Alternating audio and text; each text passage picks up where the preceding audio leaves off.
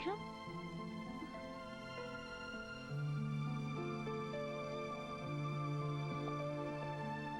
માનસી, pinch કર. Pinch. Ouch. શું થયું? તો અહીં મંદિરમાં. Oh my God, I can't believe it. હું માની જ નથી શકતી. તારા જેવો નાસિક અહીં મંદિરમાં. આઉચ. અચ્છા, તું એક કામ કર. તું ગાડી પાસે જઈને ઊભો રહે. હું હમણાં જ આવી 5 મિનિટમાં. ઓકે, જતો નહીં. હા, હમણાં જાઉં છું 5 મિનિટમાં.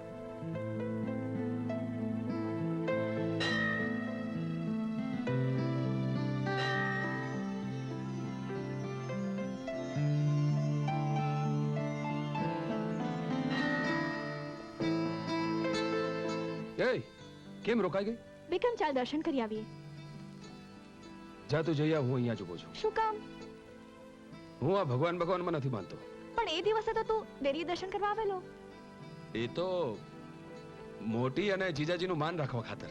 વિક્રમ, આ શ્રદ્ધાનો વિષય છે. તું એકવાર ઊંડો શ્વાસ લઈ ઓમ બોલી જો. શું? ઓમ. ઓમ. ઓમ. જોયું? ઓમ બ્રહ્માંડમાં ખોવાઈ ગયો ને? તો ચાલ મારી સાથે. અરે રત, તું બૂટ ઉતાર.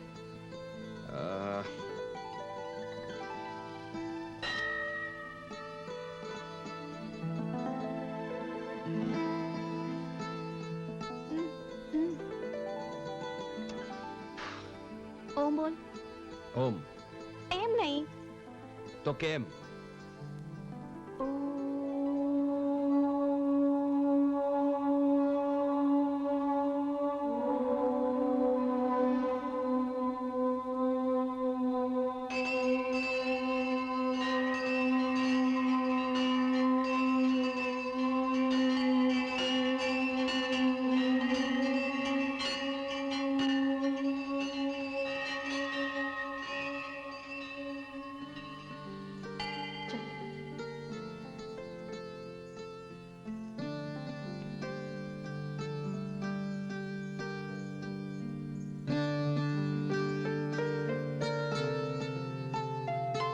જોયું?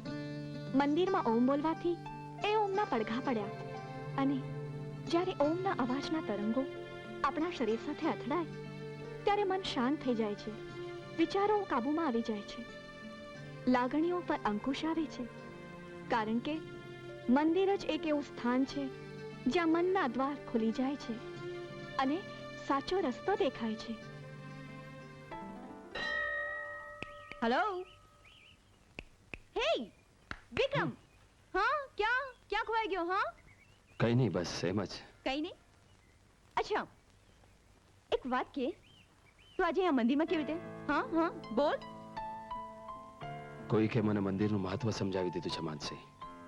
કોઈ કે? Really? હે ભોલેનાથ, તારો લાખ આભાર. ભગવાન, એક કોઈકનું તો ભલું કરજે, એના બધા જ સપના પૂરા કરજે. Really, આ બુદ્ધુને બુદ્ધિ આપી. મિસ્ટર બુદ્ધુ, એક કામ કરજે. આજે રાતે છે ને તારે ઘરે આવવાનું છે. Okay, for dinner. ડિનર? કેમ, કઈ ખાસ? કઈ ખાસ નહીં. એ તો તું બહુ દિવસથી ઘરે નહોતો આવ્યો ને, અને પપ્પાને પણ કઈ કામ છે તારાથી. શું કામ છે? હે, કામ કોને છે? પપ્પાને. તો મને કેમ પૂછે છે? હા, એક કામ કર. સોરી. તું ગાડીમાં બેસ, હું તને ડ્રોપ કરું છું હોસ્ટેલ. ઓકે? ચલે, બેસ અહીંયા બેસ, હું ડ્રાઈવ કરું છું. ચાલ બેસ. બક કર્યા કરે છે.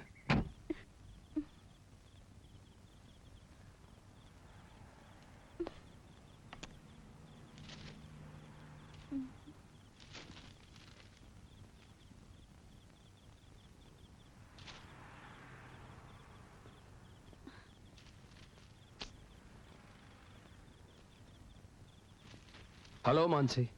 હાય Vikram. Hi uncle. Oh, hello Vikram. Welcome. આવો બેટા, આવો. બેસ. Thank you. કેમ છે? ફાઇન? હા, મજામાં. બેટા, તારા પેપર્સ કેવા ગયા? સારા. Very good. માનસી, મારે વિક્રમ સાથે જરા એક અગત્યની વાત કરવી છે. પ્લીઝ તું જરા અંદર જઈશ? ઠીક છે, બાય.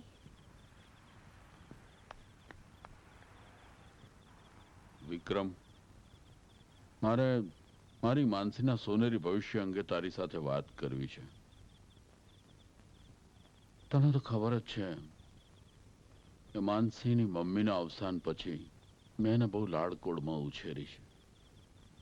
ક્યારેય એને મેં માની ઉણપ વર્તાવા દીધી નથી, અને એટલે જ આજે મેં તને અહીંયા બોલાવ્યો.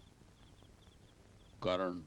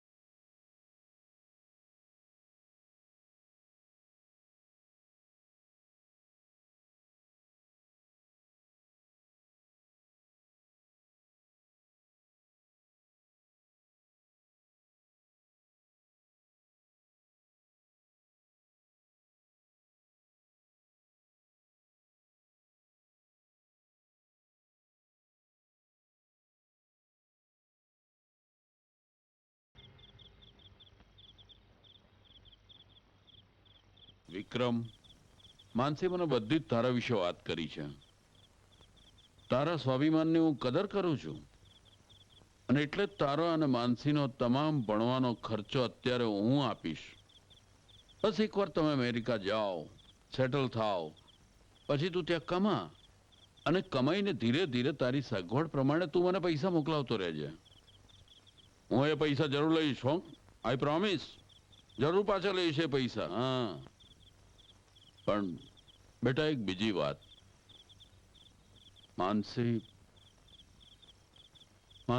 માં પણ છું, બાપ પણ છું, ફ્રેન્ડ પણ છું.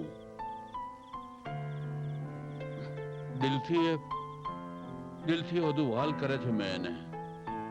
બેટા બસ એક વિનંતી છે, માનસીને તું ક્યારે દુખી થવા ન દેતો. હું વચન આપું છું અંકલ, તમારી જીવથી વાલી માનસીને હું મારા કરતા પણ વધારે સારી રીતે સાચવીશ. હું આવતીકાલે જ તારા બાપુજીને મળવા આવીશ. હા.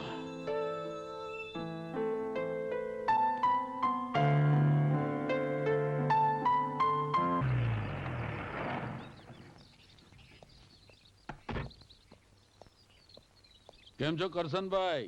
અરે આવો આવો પટેલ સાહેબ. મજામાં? બસ એકદમ મજામાં. અરે કઈ બહુ વર્ષે ભૂલા પડ્યા ને. આવો. અરે પટેલભાઈ તમે? હા. જય શ્રી કૃષ્ણ. જય શ્રી કૃષ્ણ. બેસો ને. બેસો. તમે લોકો બેસો, હું ચા લઈ આવું. નહીં ભાભી, તમે પણ બેસો. મારે એક બહુ જરૂરી વાત કરવી છે. જરૂરી વાત? પ્લીઝ બેસો ને. શું જરૂરી વાત? હા, તમે તો જાણો છો કરશનભાઈ કે મારી પત્ની જ્યોતિના અવસાન બાદ હું આ ગામ છોડીને શહેરમાં જતો રહ્યો. ભગવાનની દયાથી ત્યાં ખૂબ જ પૈસા કમાયો અને મારી લાડકી દીકરી માનસીને મેં ખૂબ જ લાડકોડથી ઉછેરી. અને આજે એ જ દીકરીની ખુશી માંગવા માટે હું અહીં આવ્યો છું. પટેલ સાહેબ, હું કઈ સમજો નહીં. માનસી અને વિક્રમ મેડિકલ કોલેજમાં સાથે ભણે છે. બંને જણા એકબીજાને પસંદ પણ કરી લીધા છે. કદાચ વિક્રમે તમને નહીં કહ્યું હોય, પરંતુ તે લોકો લગ્ન કરવા માંગે છે. મારી મહાવીનાની દીકરીને તમે તમારા ઘરની વહુ તરીકે અપનાવી લો. પણ પટેલભાઈ તમે આવું શું બોલો છો? હા ભાભી, તેઓ અમેરિકા ભણવા જાય તે પહેલા હું એમને લગ્ન કરાવી દેવા માંગુ છું. બસ તમારી રજાની જરૂર છે. તમે લગ્ન માટે હા પાડી દો તો સારું. એવું નહીં બોલો પટેલભાઈ. માનસી આ ઘરની વહુ નહીં, અમારી દીકરી બનીને રહેશે. હું હમણાં જ તમારું મોઢું મીઠું કરાવું છું. નહીં ભાભી, દીકરીના થનારા ઘરનું પાણી પણ ન પીવાય. અને એક બીજી વાત, બોલો શું વાત છે પટેલભાઈ? આ લાચાર બાપની વિનંતી માન્ય રાખશો? આ શું બોલો છો પટેલભાઈ? તમારી વિનંતી નહીં, હુકમ કરવાનો હોય પટેલભાઈ. હુકમ નહીં, વિનંતી. મા વિનાની દીકરીને મોટી કરવી, એને પરણાવવી. ભાભી, હું તમને આ બધું સમજાવી નથી શકતો. મારા ખાનદાનમાં મોટું કહી શકાય એવું કોઈ જ નથી, અને મને આ રીત રિવાજોમાં કોઈ સમજ નથી પડતી. તમારે બંને જ આ બધી તૈયારી કરવાની છે, દીકરાના લગ્ન સમજીને પણ અને દીકરીના પણ. તમારે બંને જ માંડવામાં બેસવાનું છે. હું તો માત્ર આશીર્વાદ આપવા માટે આવીશ. બાકી બીજું બધું તમે સંભાળી લેજો. તમે સંભાળી લેજો. અરે પટેલ સાહેબ. પટેલભાઈ તમે બિલકુલ ચિંતા નહીં કરતા. તમારી માનસી આજથી અમારી દીકરી છે. લગ્નની બધી જ જવાબદારી અમે ઉપાડીશું.